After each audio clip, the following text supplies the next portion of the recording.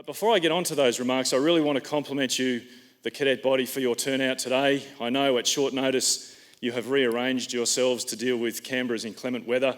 I was here yesterday and I watched the development of where we started and where we've got to. You should all be very, very proud of your turnout today.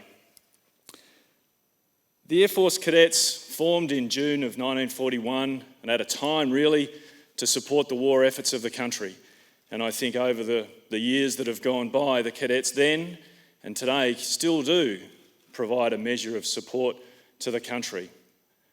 A measure of support that for cadets has gone on for 75 years, and we find ourselves here today for a presentation of a Governor-General's banner. Now, a Governor-General's banner is awarded to a unit that has provided consistent, long, high quality and dedicated support, and I think we can all agree that the cadets provide that by any measure.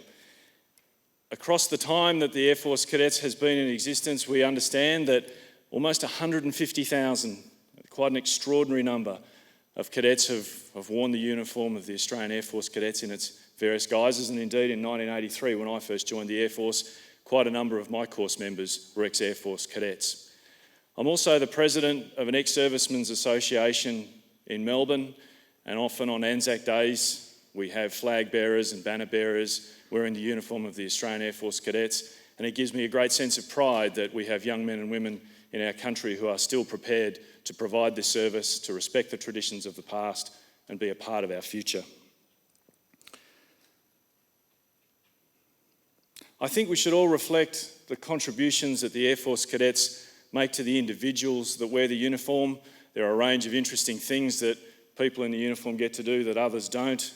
Life skills, leadership skills. We put these young people into a place where they have to learn how to do things. We give them confidence to move into society. We give them access to weapons training. We give them flying lessons. And indeed, a remarkable statistic that an Air Force cadet can go solo in an Air Force cadet aeroplane before he or she can hold a motor vehicle driver's licence. I think that's remarkable. And indeed, a lot of our cadets and the leadership skills and the training they get will go on to use these skills in other forms of education. I think you should be rightfully proud of the contribution that you are currently making and your forebears have made before you. Overall, to the management team of Air Force Cadets, for an organisation like this to become such a youth organisation of such high quality, you should all take pride in the effort that you put in, not only to the organisation, but to these fine young men and women, and I personally thank you for your contributions.